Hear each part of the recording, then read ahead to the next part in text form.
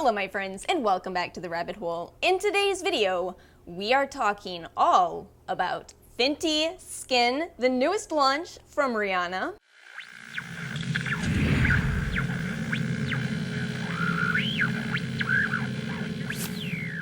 There is so much hype around this launch. Not that I am even the slightest bit surprised by this, but I have seen some kind of interesting thought processes form as a result of Fenty Skin, so I wanted to make sure I address those in today's video. So just so you guys know, I have not tried the products. No, I did not receive them in PR, of course, and I'm also not particularly planning on buying them, but we'll get into that in this video.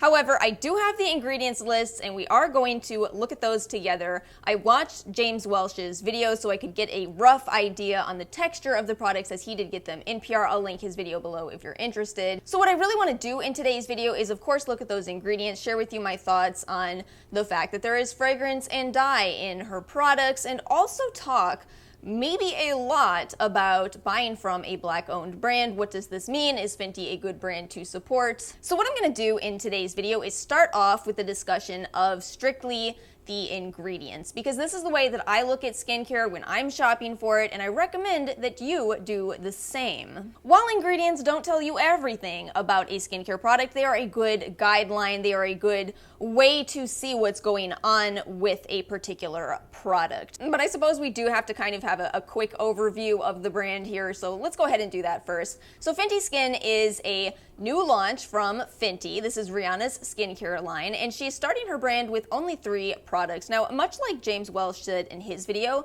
I do agree that that is a fantastic starting point. You know, it's not too overwhelming. It's not 20 new skincare products. Which ones should you buy? What happens if you slap 20 products on your face at once type of situation? This is just 3 products, and they are well-rounded in my opinion. She's got a cleanser, which I think is a necessity. She has a toner, essence, and then also a sunscreen, and it is a chemical-based sunscreen, which I actually think is brilliant. Chemical sunscreens typically don't have the white cast, and since Rihanna has always focused on inclusivity with her makeup line, it's good to see her carrying that over into skincare. But now let's go ahead and dive even deeper into each of the products, and I am going to scoot myself over here so we can look at what Fenty Skin has posted onto their Instagram. So first up we have the cleanser, the Total Cleanser. This will be $25. They are saying it is a 2-in-1 product, both a cleanser and a makeup remover, purifies pores and helps fight shine long after you've rinsed it off, oil-free, non-comedogenic, and for all skin types. But let's look at those ingredients. So from looking at the ingredients on the cleanser, I have to say I'm overall impressed. This does look like a fairly nice cleanser in my personal opinion. So what I like about this is that I'm not seeing the harsh sulfate ingredients. Instead, there are much more gentle surfactants in here. There are quite a few humectants listed high in the ingredients, which is probably going to contribute to a much more gentle cleanser overall, a much more hydrating cleansing experience, and then quite a few extracts. We've got fig extract, ginkgo, green tea, acerola. All of this is going to contribute a lot of antioxidants to the formula. Fenty is keeping this formula much more clean. Overall, we're not seeing parabens. Instead, we're seeing phenoxyethanol, which is much more commonly used in cleaner skincare products, although asterisk, not sure I believe that parabens are the worst thing, but many people are avoiding those. However, we do have fragrance, and we do have quite a few dyes in here. Now listen, I know that for some people, the appearance of fragrance in the ingredients list is a deal breaker, very much met with a bit of a back devil. And it is very true that fragrance and dyes don't contribute anything beneficial in a skincare product. They are just there to enhance the experience. But on the flip side, I really do think we have to have an honest conversation about how different people have different needs in their skincare. Since my channel is pretty heavy in skincare, I have a feeling that most of you watching care a lot about the effectiveness of your skincare. You care about the ingredients, you care about the science and the research behind those ingredients, but you know, the reality is that's not the case for everybody out there. Some people just want to use a cleanser that will be an enjoyable experience for them. And to be honest with you, trying to talk about fragrance can often feel very overwhelming because I don't ever want to forget that those kind of people exist and they are valid for enjoying their scented skincare. But on the other hand, I know that not only are some people avoiding fragrance, but fragrance allergy is a very, very real thing. And if that is the case for you, then you certainly cannot use these products. But I will tell you guys this, out of the 3 products that Fenty is releasing, this is the one that I see myself most likely to purchase because for me, fragrance has not been an issue in specifically cleansers kind of ever. It's a wash-off product that is on my skin for 60 seconds and I don't seem to ever see any irritation from fragrance in cleansers. Now again, that is not the case for everybody. And truly, when we talk about the other 2 products, I'm a little more hesitant, but we'll get into those next. Oh, one more comment before we do that. Typically, I am not a makeup remover and cleanser advocate. I very much prefer using something else to remove my makeup, whether that is a cleansing balm, a cleansing oil, even a micellar water first and then a separate cleanser. But again, I suppose it works for some people. It might work for this makeup look, but not when I'm wearing a lot of makeup. So next up, we have the Fat Water Pore Refining Toner Serum. This will be $28. And this too is a 2-in-1 product, a 2-in-1 toner serum combo that targets pores, improves the look of dark spots, brightens, smooths, and fights shine. They're saying it's called fat water because it's thick. So basically what they're trying to suggest with the name here is that it's going to be the type of toner where you don't need to have an additional cotton pad. You just pour it into your hands and it has enough viscosity for you to spread across your face. Now I do indeed love that texture. This is made with niacinamide, which is one of my favorite ingredients. I find that it helps to even the skin tone and reduce the appearance of pores. Acerola cherry, which of course gives you antioxidants and vitamin C, lemon myrtle and witch hazel, Japanese raisin tree, cactus flower for hydration, and green tea for more antioxidants. But let's take a look at that ingredients list and see how these ingredients are appearing. The reason why it's important to do this is because, their first ingredient that they talked about is niacinamide, but when you look at the ingredients list, the first couple of ingredients are what we are really seeing the most of in that product. So when we get into the recipe for this one, we see water and then witch hazel. Witch hazel is a tricky ingredient. A lot of people find that they do not get good results from witch hazel, and then other people absolutely swear by it. Ironically, I'm kind of neutral on witch hazel, but I think that's just because I have dry skin. So witch hazel is an astringent ingredient typically associated for me with being a bit drying, but not necessarily damaging. But admittedly, seeing it that high in the ingredients list typically means this will probably not become a favorite for me, and it's why I might not bother to purchase the product. It looks to me like it is formulated much more with combination to oily skin in mind. Now, I am seeing butylene glycol after that, which is going to give you humectant properties, and then niacinamide, which is nice to see fairly high in the ingredients list. But overall, it just doesn't really call to me. In the event that you are stumbling upon this video, my skin type is dry with acne, hormonal acne, and while I like the idea of a 2-in-1 product, that's usually not what works best for me. So what I'm using at the moment is a BHA toner. I did end up repurchasing the Rosen Gold Tides toner. This one does have a very liquid texture, so I do need a cotton pad or a reusable cotton pad to apply this, and then afterwards, since this is a bit drying but directly deals with my acne, I go in with a very hydrating toner and essence, and I've talked so much about this that you probably recognize it by now, but the Cacao essence is just absolutely wonderful. This pairing, oh, beautiful. And of course, we do have to comment on the fact that this has some fragrance and some dye. Now, those are the last 2 ingredients, which is realistically where those ingredients should be. You don't need a lot of fragrance. You don't want a lot of fragrance. Same deal with dye. However,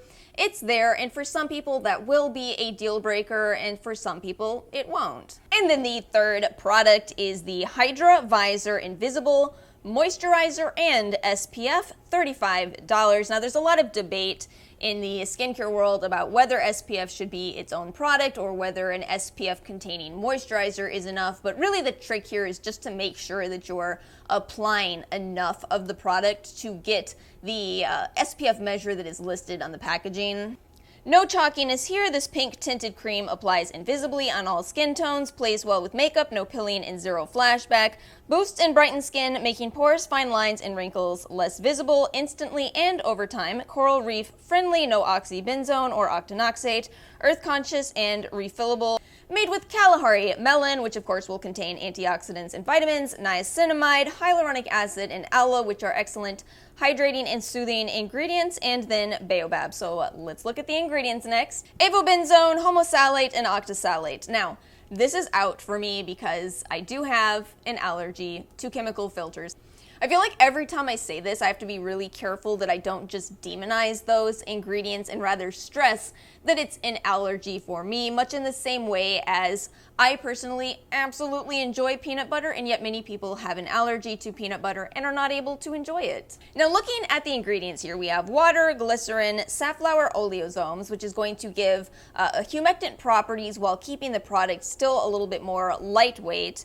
And then we do have those ingredients that are, in my opinion, why Fenty is claiming this could be a kind of anti-aging product. You know, we have hyaluronic acid in here, we have antioxidants, we have niacinamide. And it is true that those ingredients are going to help with minimizing the appearance of fine lines, both immediately and over time. So overall, I do think it looks like a nice product for many people. However, with this particular product, I do have a little bit of concern about the fragrance allergy potential, and then also the potential for a reaction with the chemical filters. Unfortunately, that does mean that this is probably not going to work for every last person, and yet it's quite possible that it could be a beautiful way to get SPF into your day for many, many people. I think I'm going to go ahead and put my alternate recommendation in this part of the video rather than hold off. So if you are worried at all about the chemical filters or the fragrance in Fenty Skin's new SPF, I have an alternate product for you, and that is Unsun Cosmetics. So this too is a Black-owned business, a Black-owned small business, and they have two different varieties of their mineral tinted face sunscreen. I bought the light medium, of course. They also have a medium deep. With this product, you're getting titanium dioxide and zinc oxide, which are physical instead of chemical filters. And then no added fragrance in this product, although they do have some plant extracts, so it's one to check if you do have a lot of potential allergens. But overall, I've been really pleased with this product. And the next section of this video, I feel like in some ways this is a little bit of a rehashing, at least for those of you that have been subscribed. But I do want to talk more about Black-owned skincare brands and why it matters. In the event that you are stumbling upon this video, about 2 months ago at this point, I made a startling discovery in looking at my skincare collection that I had very, very little Black-owned skincare brands in my collection. And to me, that was quite embarrassing and quite uncalled for. You know, there should be more exposure to these Black-owned brands. And I had a bit of a backlash from people saying, why should it matter who makes the products? The only thing that is important is for the products to be good. I have a lot of conflicted feelings about that comment, and especially how many times I saw that same comment. And you know, that is, it shouldn't matter, but it does. And it's important for us to recognize the reason that it matters. The reason that it matters is that we are not seeing equal representation of Black-owned brands. If we saw equal representation, there would be more than now 2 Black-owned skincare brands at Sephora. What is that 1%? And we are not living in a country where BIPOC make up only 1% of the population. So what we're looking at with our own eyes is a lack of representation. Kimberly-Clark did such an incredible job of simplifying why this matters. And in 2 simple words, it is wealth redistribution. Now again, when people bring up this topic of, but the only thing that matters is the quality of the skincare itself, they're not wrong, but they're neglecting the fact that there could be some absolutely incredible Black-owned skincare businesses making products that absolutely rival $100 skincare products, selling them for $20, and we just don't talk about them. Take, for example, I know I've talked about it many times now, the Rosen Bright Citrus Serum and L-ascorbic serum that is at the proper pH, 20% vitamin C, and $18. Suck my lip gloss SkinCeuticals. And just as a side note here, because another comment that I kept getting on my videos that are very related to this topic is, what about other cultures? Please know that since I've become aware of this, I am absolutely not going to forget about other cultures either. You know, if we want real equality in this world, and some people do and some people don't, we have to fight for it. We have to actively fight for it. We have to actively seek out brands that are not just shown to our faces on a daily basis. So at this point in the video, you might be thinking, oh, well then I should definitely buy from Fenty Skin since Fenty is owned by Rihanna. What I'm saying here is if we really want to be advocates for true equality in this world, we can't just walk into Sephora, grab some Fenty Skin and say, well, I am now an ally. My work is done. I have supported the Black community. I am very proud of myself. If we really want to make this difference of wealth redistribution, again, we have to look for more. And here's the best part of this. When you do look for more, when you do look for small businesses that are minority owned, you really do find some incredible products. I'm gonna link you guys to my Rosen skincare review. I have an entire review of Rosen, which is a brand that is specifically formulated for acne-prone skin and is also an incredibly clean brand. If you are so clean that phenoxyethanol is too much for you, then please check out Rosen, as Rosen does not use that ingredient. I'm behind schedule in filming. If I'm going to be honest with you, it's because I had a really bad moon phase, the type where when I finish this video, I will be going right back on the heating pad. But hopefully I can catch back up. I really do like Nolaskinsentials as well, and I hope to have that video up soon. In comparing Rosen to Nolaskinsentials, I think that Rosen has higher percentages of the active ingredients, especially since that brand is formulated with acne in mind. That does make sense. Whereas Nolaskinsentials is a little bit more kind of toned down. We have a 10% vitamin C with Nolaskinsentials, 20% with Rosen, and the textures are admittedly better. That's a bit of a trade-off that I've noticed in my years of trying skincare. If you're getting into actives, you sometimes get into not the best smells, not the best textures, whereas lower actives, you know, products that will give you results over a slower period of time, those do tend to be a little bit more enjoyable to use. The Nolaskinsentials products spread better on the skin. Bottom line for this video, if you're interested in Fenty Skin, absolutely buy from it, absolutely support a Black-owned business, absolutely support Rihanna. On the flip side of the coin, if these products don't particularly interest you, but you are interested in supporting Black-owned business, which you should be, then might I suggest to you that you don't just stop with Fenty Skin and that you do look for some of these other Black-owned skincare brands out there, because again, I'm telling you with firsthand knowledge at this point, there are some truly incredible brands that most likely meet all of the needs that you have in your skincare products. That is all I have for today's video. I hope you guys found it helpful. If you did enjoy this video, make sure to like and subscribe, and I will see you all next time.